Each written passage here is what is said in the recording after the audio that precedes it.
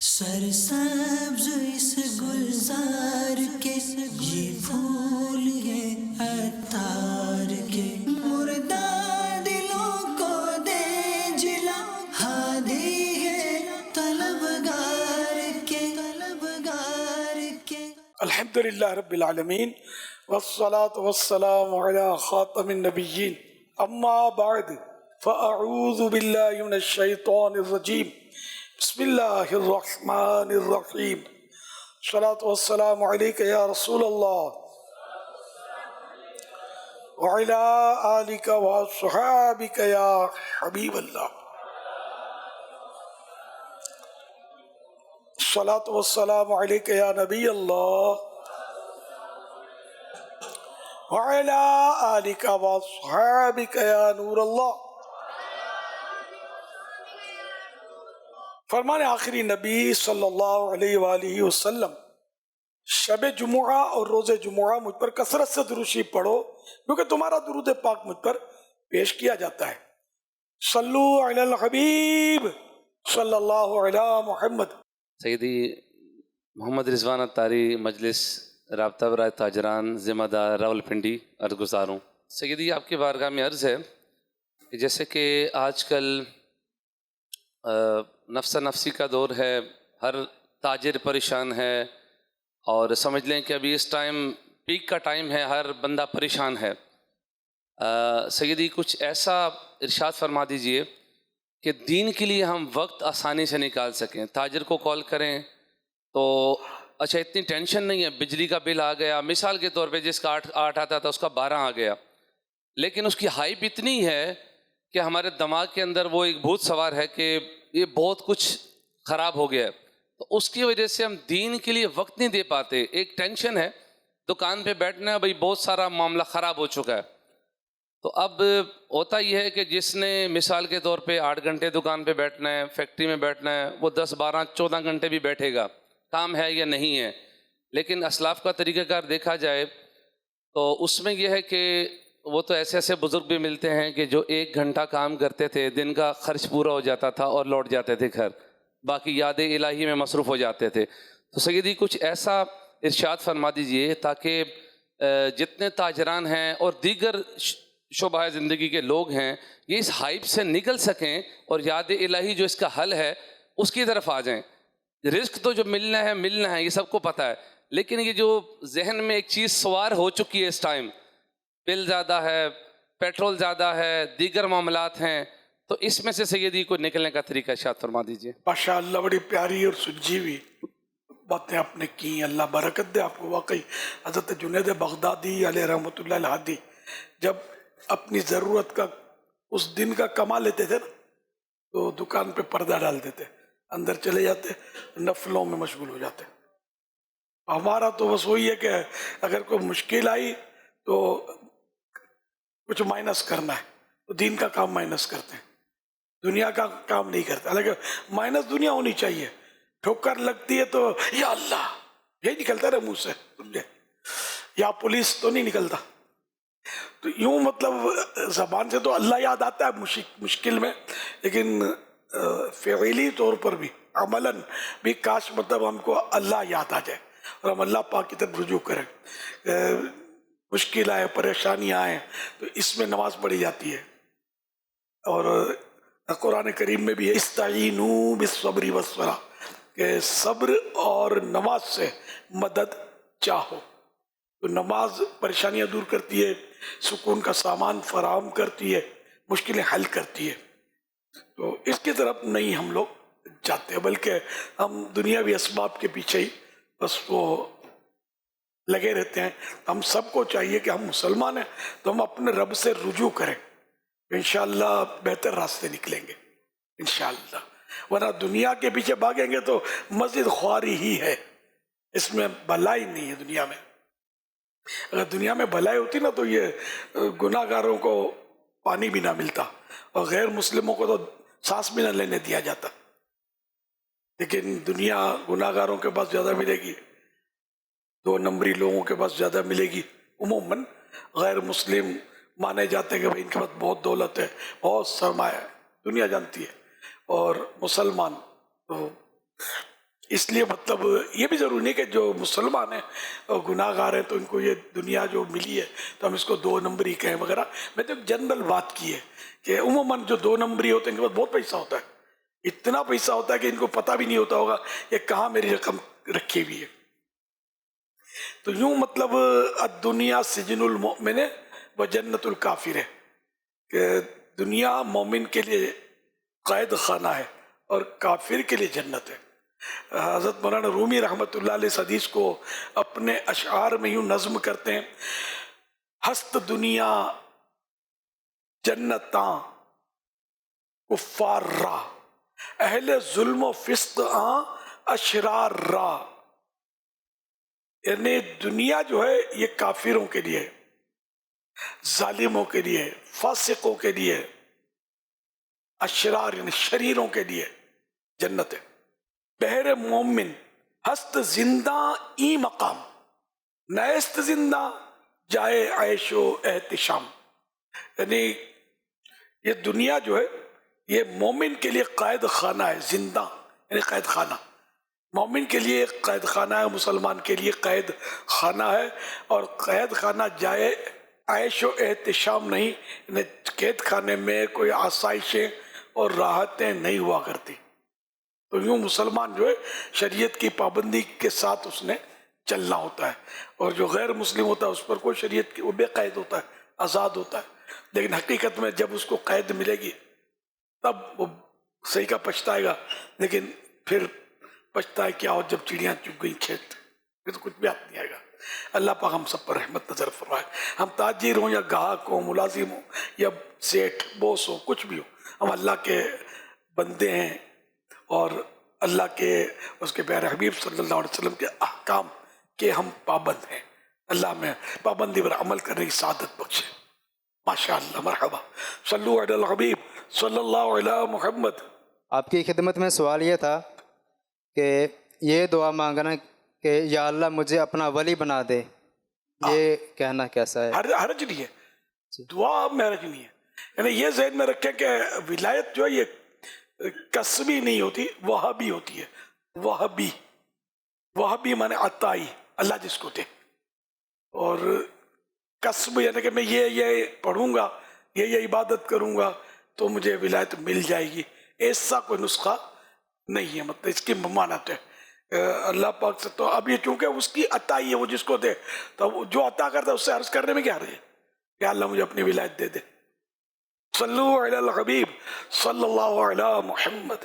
سوال یہ ہے کہ کبھی کوئی اسلام بھی کوئی چیز مانگتے ہیں اور اس کی ہمیں بھی بہت ضرورت ہو یا ضرورت نہ بھی ہو, تو ہم انکار کر دیں تو کیا اس کی دل آزاری ہوگی؟ اگر دل آزاری ہوگی تو اس کی کوئی صورت بتا دیں کہ کیسے انکار کریں اس کی دل آزاری نہ ہو. اب مانگا تو دل آزاری تو آپ پر دینا واجب بھی تھا کیا؟ ویسی صورت ہو کہ دینا واجب تھا تو وہ تو الگ بات ہے, اور اگر ویسے ہی جنرلی کوئی مانگے تو اس نے مانگا کیوں, یہ بھی تو دیکھا جائے گا نا. سوال کرنا بھی تو ایک مسئلہ ہے نا, کہ اگر بلا ضرورت اس نے سوال کیا اور ایسے ایسے سوال کیا کہ ترکیب بھی نہیں ہے تو خود گناہگار ہوگا.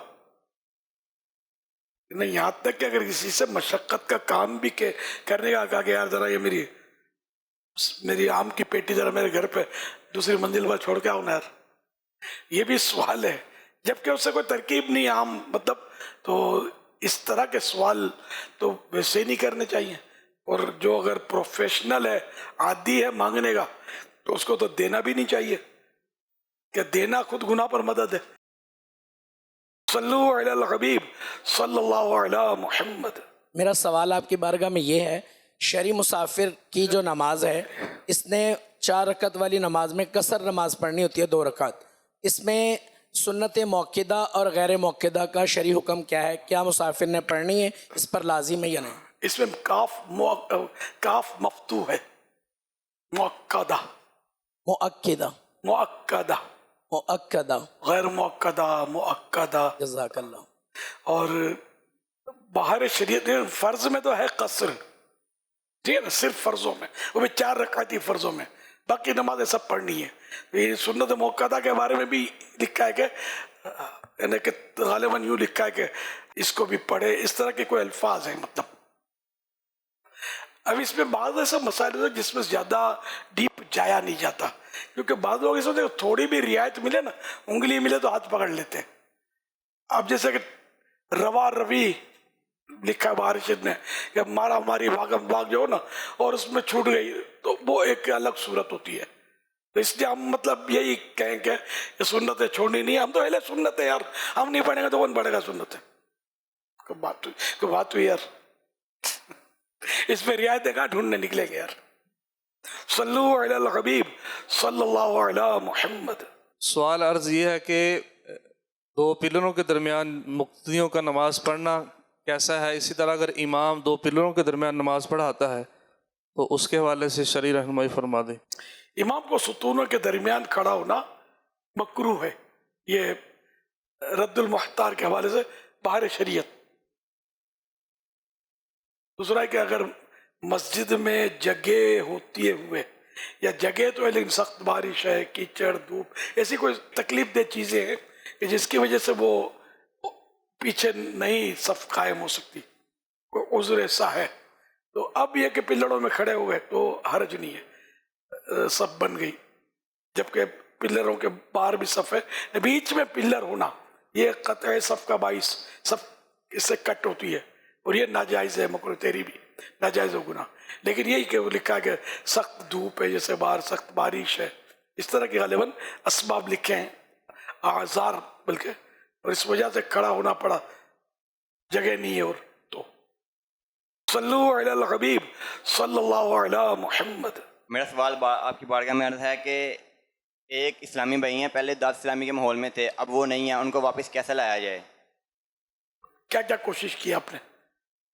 वो कारकर्दगी मिल जाए तो फिर बकिया कुछ देखते हैं। इनफरादी कोशिश कर रहे हैं पर वो नहीं बन पा रहा, उनके ऊपर नहीं आ रहे। अब नाराज होकर चले गए। वो कह रहे मैं साथ में नमाज़ें भी पढ़ूंगा, साथ में दुनिया के काम भी करूंगा, पर वो अब दुनिया के काम में मसरूफ़ हो गए, पर नमाज़ें भी नहीं पा रहे। अब दुनियावी काम करना तो खैर मना नहीं है, कोई जायज़ हलाल रोज़ी वगैरह, तो नमाजें छोड़ दी उन्होंने जी। फैज़ान नमाज का दर्स दें उन पर। वो रोज़ाना के 10 चौंक दर्स देते थे, रोज़ाना के 10 चौंक दर्स देते थे। अल्लाह अल्लाह, तो इनके लिए दुआ करें।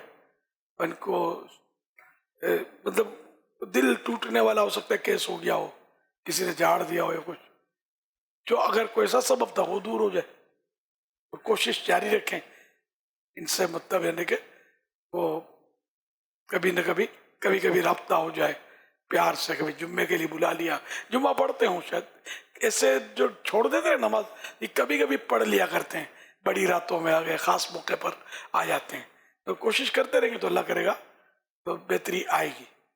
सल्लु अलल हबीब सल्लल्लाहु अलैहि मुहम्मद। अगर कोई शख्स नमाजी इमाम के पीछे नमाज पढ़ रहा है लेकिन उसने नमाज की नीयत तो की है लेकिन इमाम की नीयत नहीं की, यानी कि पीछे इस इमाम के नमाज पढ़ रहा हूँ, तो क्या उस शख्स को जमात का सवाब मिलेगा या नहीं? आमतौर पर जमात से नमाज पढ़ता तो बंदे को यूँ होता है कि मैं जमात से पढ़ रहा हूँ, इतना उसको पता होता है। अगर ये भी नियत ही है, अब अल्फाज बोलना शर्त थोड़ी है वो जबान से कि पीछे इस इमाम के, ये तो मुंह मेरा काबे शरीफ की तरफ, यूँ भी तो बोलते हैं लोग, मुंह काबे शरीफ तो फर्ज है, वो तो शर्त है, ये बोलने की जरूरत नहीं है मुंह मेरा काबे शरीफ की तरफ, इसका नियत में नहीं है इसमें। तो अगर ये पता है कि मैं इमाम के पीछे पढ़ रहा हूँ, जबान से नहीं बोलता है, नो प्रॉब्लम। सल्लु अलल हबीब सल्लल्लाहु अलैहि मुहम्मद। मोहम्मद मकसूद अतारी, अरब शरीफ जद्दा से हाजिर हुआ हूँ। है कहाँ के वैसे बेसिकली? नारोवाल से, नारोवाल, सियालकोट से। तो घर भी नहीं गए आप? नहीं, पहले इधर, यहाँ से वापस जाऊँगा घर, अभी डायरेक्ट यहाँ आया हूँ, फिर यहाँ से घर जाऊँगा। अच्छा, आप यहाँ से घर जाएंगे? जी, अल्लाह खैर करे। प्यारे बापा जान, बेशक नमाज हमारे प्यारे आका सल्लल्लाहु ताला अलैहि वसल्लम की आंखों की ठंडक है, बेशक, लेकिन जब नमाज पढ़ते हैं तो दुनिया जहाँ की सोचें हमारे जहनों में आ जाती हैं। जबकि मैंने सुना है कि इस्लाफ का तरीका ये था कि अगर कोई उनको तकलीफ़ होती थी, जैसे एक कांटा चुभ गया, तो कहा जाता था कि जब मैं नमाज में होऊंगा वो कांटा निकाल दिया जाए। تو اس طرح کا خشوع و خضوع نماز میں حاصل کرنے کیسے کیا جا سکتا ہے؟ انس دلی درست پورا ہے ہمارے ایسے ہی نمازیں کہاں ہیں. حضرت مولا علی شیر خدا کا یہ واقعہ ہے کہ کوئی کسی موقع پر جنگ میں آپ کی پنڈلی شریف میں تیر پیوست ہوا اور اس کا پھل جو تھا وہ اندر رہ گیا. درد میں شدت اتنی تھی کہ کسی کو ہاتھ نہیں لگانے دیتے.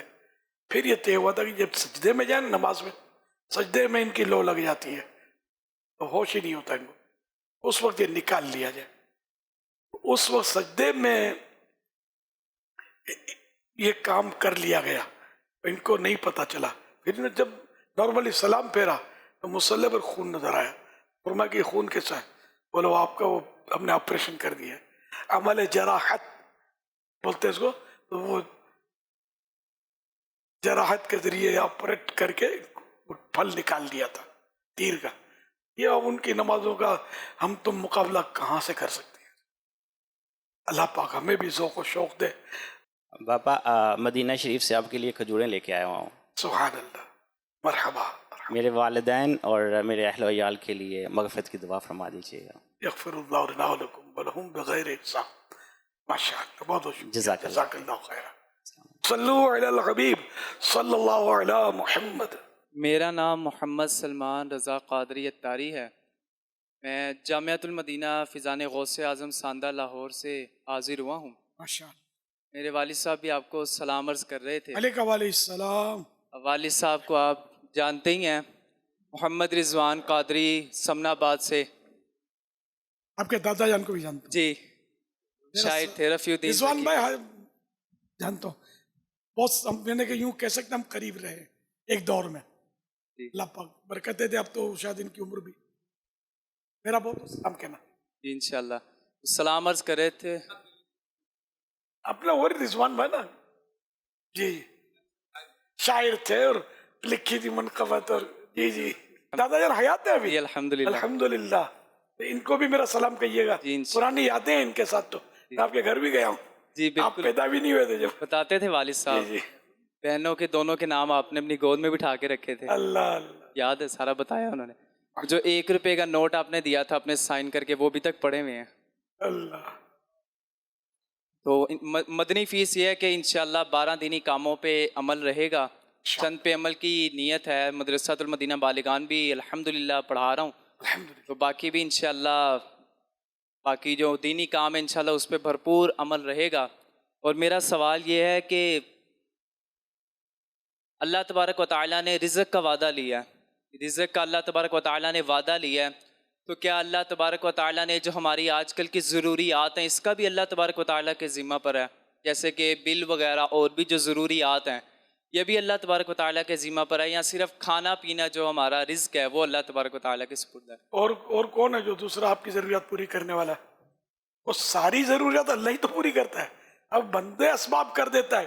اب روزی بھی تو ظاہری طور پہ تو بندے ہی سے ملتی ہے نا. سیٹھ بوس جو ہوتا ہے وہ تنخواہ دیتا ہے نا. کاروبار کرتے تو گاہک کے ذریعے روزی ملتی ہے. تو یہ عالم اسباب ہے. ہر معاملہ ہر چیز اللہ پاک کی مرضی کے بغیر تو ایک ہبہ یعنی ایک ذرہ بھی کوئی نہیں دے سکتا، نہ کوئی پتہ ہلا سکتا ہے. جزاک اللہ خیرہ. مغفرت کی دعا فرما دیں اور مدنی فیس بھی عطا فرما دیں. 12 ماہ 25 ماہ کو جو انشاءاللہ. کون سے درجے میں پڑھتے ہیں آپ؟ 5ویں سال میں پڑھتا ہوں. الحمدللہ. ماشاء اللہ. اللہ پاک عالم بعمل آمین. اسلام بنائے. خوشی محسوس کر رہا ہوں اپنے دل میں. میری پرانی یادیں تازہ ہو رہی ہیں. جی جزاک اللہ. صلو علی الحبیب صلی اللہ علی محمد.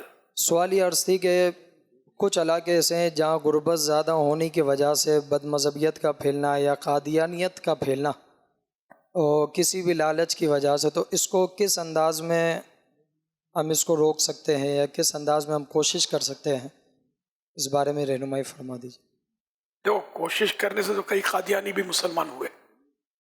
تو یہ کہ مطلب ہم اپنا کام بڑھاتے رہیں، لوگوں کو نماز کی اور تلقین کرتے رہیں. لیکن ظاہر قادیانی پر تو نماز فرض نہیں ہے، مسلمان ہی نہیں ہے تو پھر نماز فرض نہیں ہے. تاہم یہ کہ مطلب جو اب مرتد ہو گئے معاذ اللہ، ان کو چھیڑے بغیر ہم اپنے جو مسلمان بھائی ہیں ان پر ہی کوششیں جاری رکھیں اور اپنا کام بڑھا دیں. تو جب ان کو سمجھ آ جائے گی کہ سب سے آخری نبی محمد عربی، سب سے آخری نبی صلی اللہ علیہ وسلم، یہ ان کے دل میں نقش ہو جائے گا، تو پھر دنیا کی کوئی دولت یہ عقیدہ نہیں چھڑا سکے گی. جیسے الحمدللہ ہم لوگوں کی حالت ہے کہ اگر کوئی بلیک چینک دے دے نا مجھے، بلیک چینک سمجھے، اور دنیا کی بادشاہت میرے کو دے دے، بولے ایک لمحے کے لیے آخری نبی کا انکار کر دو، خدا کی قسم میں نہیں کروں گا. دولت آنکھ تھو، مجھے آقا چاہیے. آقا کے قدموں کی خاک کے صدقے میں ساری دولتیں ہمیں ملی ہوئی ہیں. جب ایمان کی دولت ملی ہے، پیارے آقا کی نظر ملی ہے، اور کیا چاہیے اپنے کو؟ مدینے کی محبت ملی ہے الحمدللہ. تو اس ایمان پکا ہونا چاہیے اپنا، کہ بالکل ہلنا ہی نہیں ہے اپنے عقیدے سے انشاءاللہ الکریم. صلو علی الحبیب صلی اللہ علی محمد. سوال یہ ہے کہ اگر ہم نے اپنا آئیڈیل کسی شخصیت کو بنانا ہے تو ان میں کیا خصوصیت ہونی چاہیے، کیا خوبیاں ہونی چاہیے؟ میں نے تو اعلیٰ حضرت امام اہل سنت رحمۃ اللہ علیہ کو اپنا آئیڈیل مانا ہوا ہے. ان میں خصوصیت یہ ہے کہ یہ اللہ کے نیک بندے ہیں، بہت بڑے عالم ہیں، بہت بڑے مفتی ہیں. ان جیسا عشق رسول کہاں ملے گا؟ یوں بہت ساری خوبیاں ان میں پائی جاتی ہیں. یوں میں نے ان کو آئیڈیل بنایا ہوا ہے. میرا آئیڈیل پسند آتا ہو تو آپ بھی ان کو آئیڈیل بنا لو. ان سے بہتر یہ کہاں سے لائیں گے اپنے؟ صلو علی الحبیب صلی اللہ علی محمد. افضل اطاری مدینہ الاولیاء ملتان سے حاضر ہوا ہوں. پیارے مرشدی، آپ سے سوال یہ عرض تھا، کیا اولیاء کرام کی بارگاہ میں دعا کرنے سے ناممکن چیز ممکن ہو سکتی ہے؟ کیسے کہہ سکتے ہیں ناممکن کو ممکن؟ اس تو بہت ساری صورتیں ہیں نا ناممکن کی. دو خدا ہونا ناممکن ہے، تو وہ دعا کرے تو کوئی دو ہو جائیں گے. تو انہیں کس طرح کا ناممکن؟ پر وہی ہوتا ہے کہ کوئی کام مشکل ہو، بہت مشکل ہو، بہت ہی مشکل ہو، اور وہ اولیاء کرام کے فیض و برکات سے ان کی بارگاہوں میں حاضری یا دعائیں، جیسے مزارات اولیاء، بعض مزارات اولیاء ایسے ہیں کہ جہاں دعائیں قبول ہوتی ہیں. جیسے امام اعظم ابو حنیفہ کا امام شافعی نے لکھا ہے کہ مجھے کوئی درپیش آتی ہے حاجت تو میں جا کے 2 رکعت نفل پڑھتا ہوں اور وہاں دعا کرتا ہوں تو اللہ پاک میری ضرورت پوری فرما دیتا ہے. اس طرح شیخ معروف کرخی رحمۃ اللہ علیہ کا مزار شریف بھی جو قبولیت دعا میں ہے اس کا مطلب مقام. تو یوں مطلب یہ کہ ایسی جگہوں پر قبولیت کی جگہ پر وہاں قبول تو ہوتی ہے، کہ مشکل مسئلے حل ہوتے ہیں. ہر ناممکن، اب کون سا ناممکن یہ کیسے کہا جائے؟ مطلب ایک اسلام بھائی کہ ہاں اولاد کا سلسلہ نہیں تھا، ڈاکٹرز نے ان کو کہا کہ اولاد نہیں ہو سکتی، آپ اس لیے ناممکن، مطلب وہ 0.0 تھے، انہوں نے کہا یہ پوسیبل نہیں ہے. یہ میں آپ کو بتاؤں، ڈاکٹر جو بھی بولتے ہیں نا، ڈاکٹروں کے فیصلے یا جو الٹرا ساؤنڈ یا جو بھی یہ سسٹم، سب اس کو ضنی بولتے ہیں علماء، یعنی یہ کنفرم نہیں ہوتے. ڈاکٹروں کی کوئی بھی سمجھدار ڈاکٹر بھی یہی کہے گا کہ بات صحیح ہے کہ کنفرم نہیں ہوتا. بھلے الٹرا ساؤنڈ میں کچھ بھی آیا لیکن کچھ اور ہی ہو جاتا ہے. تو اس لیے وہ کنفرم نہیں تھا، تو اس لیے اس کو ناممکن کا نام دے نہیں سکتے. ورنہ تو کینسر کے مریض کا ڈاکٹر بولتے ہیں لا علاج ہے، کینسر کے مریض ہم نے دیکھے شفا یاب ہو جاتے ہیں الحمدللہ. تو یہ کہ لا علاج بولنا بھی نہیں چاہیے، کیونکہ وہ 2 مرض لا علاج ہے، موت اور بڑھاپا، اس کا علاج نہیں ہے. باقی جو بھی بیماری اتاری گئی اس کا علاج بھی اتارا گیا. تو ہم یہی مشورہ دیتے ہیں کہ ڈاکٹر یوں نہ کہیں کہ یہ لا علاج ہے، یوں کہیں کہ ابھی تک ہماری ڈاکٹری میں اس کا علاج دریافت نہیں ہوا ہے. یہ محتاط ترین جملہ ہے، جو اپنے خامہ کا ایک اس میں حدیث کا انکار لازم آ رہا ہے، یہ لا علاج ہے. تو یہ ان کو بیچاروں کو سارے مسئلے پتہ نہیں ہوتے. دیکھو ہم ان پر بھی حکم کیا لگائیں گے؟ تو احتیاط اسی میں کہ ہم لا علاج تو نہ ہی کہیں کسی بھی بیماری کو سوائے موت اور بڑھاپے کے. میں لا علاج بیماری میں مبتلا ہوں، بڑھاپا ہے نا یہ، اور انڈر کسی بوڑھے کو جوان ہوتے ہوئے کسی نے دیکھا بھی نہیں ہوگا، ہوتا ہی نہیں ہو. تو یہ لا علاج، اسے موت لا علاج، یہ آنی ہے، یعنی ہاو آنی ہے، سب کو آنی ہے. کل نفس ذائقۃ الموت، ہر جاندار نے موت کا مزہ چکھنا ہے. کہ جو موت کا انکار کرے تو وہی ہے مسلمان، رہے گا ہی نہیں، ہو تو گیا، کافر ہو گیا. یا سیدی انہوں نے آپ کی بارگاہ میں دعا کا عرض کیا تھا، تو ان کے ہاں اب ماشاءاللہ ایک بیٹا ہے اور وہ حافظ بن رہا ہے. اللہ اللہ. اور وہ باپ کون ہے جس نے مائک پکڑا ہے؟ نہیں، میں بھی اسی دعا کے لیے منتظر، اسی دعا کے لیے حاضر ہوا ہوں کہ کرم فرما دیں. اب وہ دیکھو اصل تو اللہ قبول کرنے والا ہے. میری دعا سے قبول ہوا اس کی کوئی گارنٹی کوئی بھی نہیں دے سکتا. اس کے باپ نے ضرور دعائیں کی ہوں گی، اس کی ماں نے رو رو کے دعائیں کی ہوں گی. تو اب یہ فائنل کیسے ہو کہ یہ الیاس کی دعا سے پیدا ہوا ہے. That's all. میں آپ کو دعا دے دیتا ہوں، اللہ پاک آپ کو نیک اولاد عافیت کے ساتھ عطا فرمائے، بغیر آپریشن کے عنایت بہت فرمائے. بہت شکریہ. صلو علی الحبیب صلی اللہ علیہ محمد. میرا نام سید محمد اویس ہے. ماشاء اللہ. میری نیت ہے 3 دن کے مدنی قافلے میں سفر کروں گا اور مدنی مذاکرے کی پابندی کروں گا انشاءاللہ الکریم. حضور کہاں سے کرم فرمایا؟ کراچی سے. اچھا ماشاء اللہ. دل نہیں لگتا نماز میں دل لگانے کے لیے کوئی طریقہ بتا دیجئے. اللہ بس سرکار، اور نماز تو پڑھنی ہے، آپ کے نانا جان کا حکم ہے، ان کے رب کا حکم ہے، تو نماز تو چھوڑنی نہیں ہے، دل لگے یا نہ لگے. وہ ایک تو نا دل لگتا ہے اور آدمی نماز پڑھتا ہے، وہ تو پڑھتا ہے. جس کا دل نہیں لگتا پھر بھی اللہ کا حکم سمجھ کر پڑھتا ہے، اس کا بھی ایک مقام ہے. اور غالباً بعض بزرگوں کا یہ قول بھی ملتا ہے کہ جس کا دل لگتا ہے مزہ آتا ہے، نماز پڑھے جا رہا ہے. جس کا دل نہیں لگتا بھاگو بھاگو لگی ہوئی ہے، لیکن مسجد میں اپنے پاؤں جما دیتا ہے. میں نہیں جاتا، میرا رب مجھے حکم دے رہا ہے کہ نماز پڑھ. بغیر دل لگے جو پڑھ رہا ہے اس کا بھی اپنا ایک مقام ہے. یہ بندوں کو رب سے جوڑنے والی باتیں ہیں کہ رب سے تعلق قائم رکھے، کسی طرح بھی پیچھے نہ ہٹے، تو دل بھی لگ جائے گا انشاءاللہ. بزرگوں کا اقوال ہے کہ 20 سال ایسے ہوئے کہ ہمارا دل نہیں لگا عبادتوں میں، تو بعد میں ہم نے نفع اٹھایا. 20 سال تک دل لگا، خشوع خضوع ملا، تلاوتوں میں دل نہیں لگا، دل لگ گیا بعد میں. تو یہ ہوتا ہے، مطلب نہیں لگنا. ہم لوگ چونکہ دنیا میں زیادہ گم ہیں، دنیا کے خیالات، دنیا ہی کے معاملات اور دنیا کی محبتوں نے ہمارے دل کو جو ہے نا وہ جکڑ کے رکھ دیا ہے، اس لیے وہ اس میں پرابلم ہوتا ہی ہے. نانا جان سے میرے لیے بھی سفارش کر دیجیے گا، میرا بھی دل لگ جائے. جزاک اللہ خیرہ. ویاکم. صلو علی الحبیب صلی اللہ علیہ محمد. محمد عثمان غنی عطاری. سوال یہ ہے کہ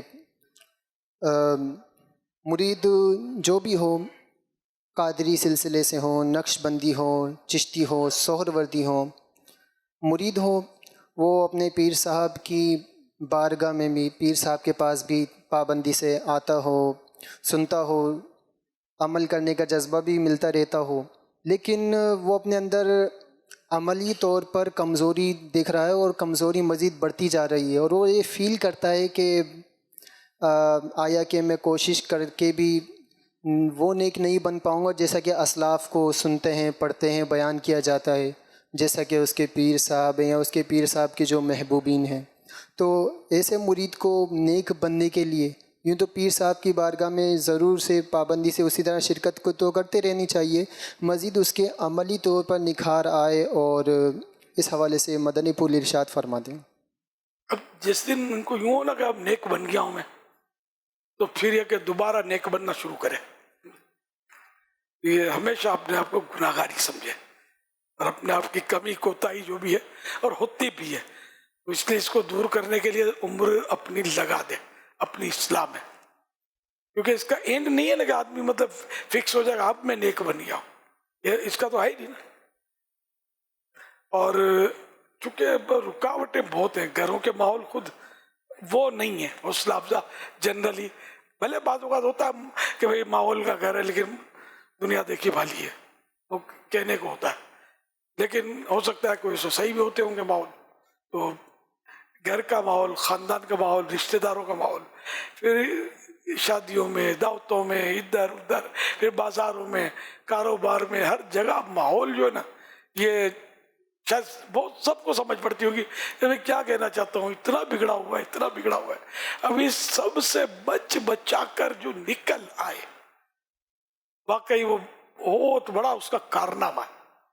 ورنہ چاروں طرف شیطان نے آنکڑے لگا رکھے ہیں، وہ کھینچتا ہے.